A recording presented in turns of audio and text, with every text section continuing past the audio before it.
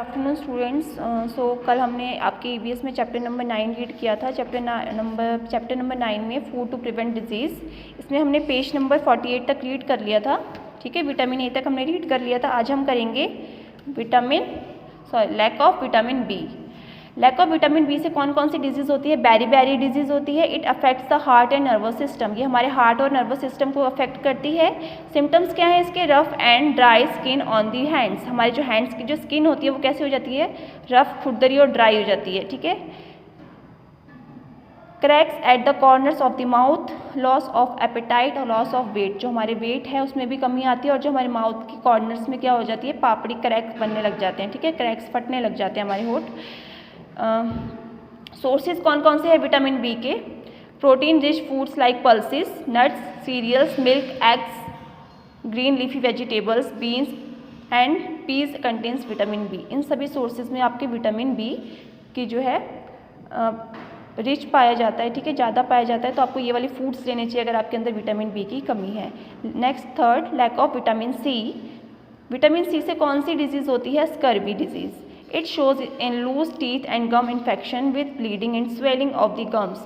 इससे क्या होता है? स्कर्वी से, स्कर्वी डिजीज़ में हमारे जो टीथ हैं वो टूटने लगते हैं और हमारे गम में इन्फेक्शन हो जाता है। हमारे मसूड़ों में क्या होता है? इन्फेक्शन हो जाता है with bleeding and swelling of the gums. और हमारे गम में से क्या निकलती है? ब्लीडिंग होती है और स्वेलिंग हो जाती है, सूज जाते हैं हमारे गम। सोर्सेज क्या है विटामिन सी के? Fruits like orange, amla, lemon, tomato are rich in vitamin C. इनमें जो है रिच विटामिन सी पाई जाती है। आपके जितने भी खट्टे फ्रूट जो होते हैं जैसे ऑरेंज, आंवला, लेमन, टोमेटो, इनमें आपकी vitamin C, rich vitamin C पाई जाती है। ठीक है। नेक्स्ट है आपका 4, lack of vitamin D. Vitamin D से कौन सी डिजीज़ होती है? सबसे पहले rickets. It causes the bones to become weak and break easily and the leg becomes bow shaped. इससे हमारे जो बोन्स है वो वीक हो जाते हैं और इजीली ब्रेक हो जाते हैं। ठीक है, जल्दी से टूट जाते हैं। और लेग बिकम, और जो हमारी लेग है वो कैसी शेप की हो जाती है? बो शेप, यानी धनुष की शेप की हो जाती है। सोर्सेज क्या हैं?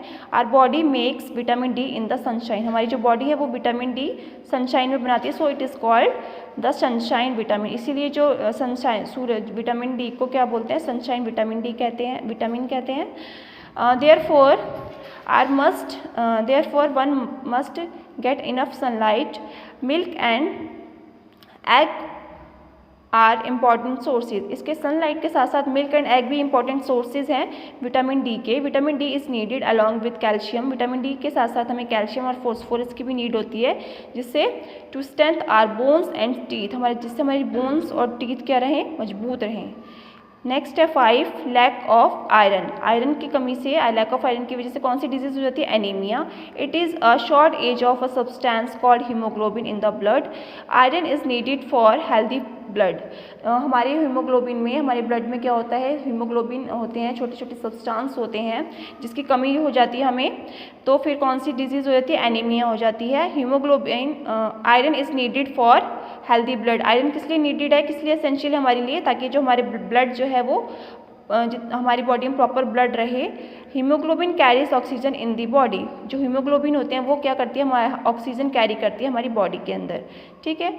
सो देयर इज़ लेस ऑक्सीजन। अगर हमारी बॉडी में हीमोग्लोबिन की कमी होगी तो हमारे ऑक्सीजन की भी कमी हो जाएगी साथ में। इसके साथ साथ the body does not function properly, और हमारी जो बॉडी है वो प्रॉपरली फंक्शन नहीं करेगी।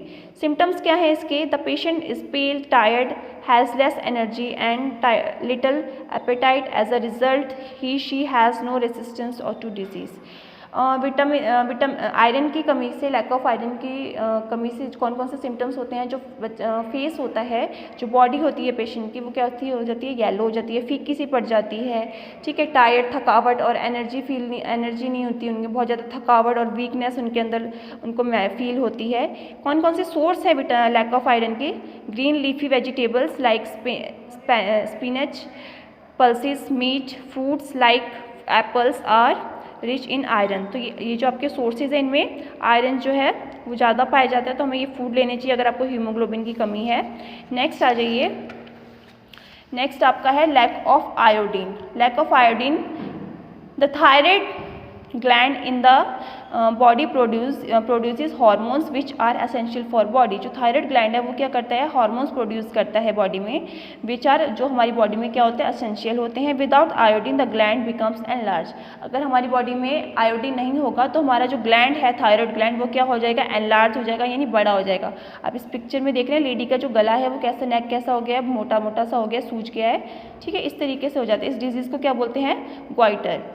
अ swelling of the neck resulting in instant physical and mental growth. इससे क्या होता है, आपके जो नेक है उसमें स्वेलिंग हो जाती है और इसके साथ साथ आपकी जो फिजिकल और मेंटल ग्रोथ है वो क्या होती है, रुक जाती है। सोर्सेज क्या है, iodine is found in sea creature. Sea creature, sea जो समुद्र में पाए जाते हैं, fish and shrimps, leafy vegetables and iodized salt, ये सारे सोर्स हैं आपके आयोडीन के। नेक्स्ट है प्रिवेंशन ऑफ डेफिशिएंसी डिजीज़। कैसे हम प्रिवेंशन कर सकते हैं, इन डिजीज़ से बच सकते हैं, कैसे इनका उपचार कर सकते हैं। सो देखिए, the diet should be balanced. हमें कैसी डाइट लेनी चाहिए, बैलेंस डाइट लेनी चाहिए। This does not means eating expensive food item. इसका मतलब ये नहीं है कि हमें एक्सपेंसिव यानी महंगा फूड खाना चाहिए, which many poor people can not afford. जो पुअर पीपल जो हैं, गरीब लोग जो हैं, वो अफोर्ड नहीं कर सकते। Inexpensive items like inexpensive items भी होती हैं जिसमें जो है हमें ये सारी डिजीज, एफिशिएंसी की जो डिजीज़ है उससे बचा जा सकता है। कौन कौन से हमारे, जैसे हमारा जैजरी यानी गुड़ हो गया, soybeans, banana, spinach, groundnuts are very nutritious food होते हैं ये हमारे। Only clean healthy food should be eaten, ठीक है, only clean healthy food should be eaten. हमें हमेशा हेल्दी और क्लीन और हेल्दी फूड ही लेना चाहिए, खाना चाहिए। नेक्स्ट है wasteful method of cooking should be avoided. जो वेस्टफुल मेथड है कुकिंग के वो अवॉइड करने चाहिए। Processed food like polished rice in which the nutrients are lost found should be avoided. कुछ ऐसे प्रोसेस्ड फूड होते हैं जैसे जिनमें जो है हमारी पल्सेस हो गए, राइस हो गए, वो पॉलिश किए होते हैं, तो उसमें क्या होता है, जो हमारे न्यूट्रिएंट्स होते हैं वो मर जाते हैं, तो ऐसे फूड भी हमें नहीं अवॉइड करना चाहिए। सो क्लास आपका ये जो चैप्टर है वो कंप्लीट हो गया है। इसके क्वेश्चन आंसर मैं आपको व्हाट्सएप पे सेंड कर दूंगी, ठीक है। आप इस चैप्टर को एक बार अच्छे से रीड कर लेना। Okay, thank you all.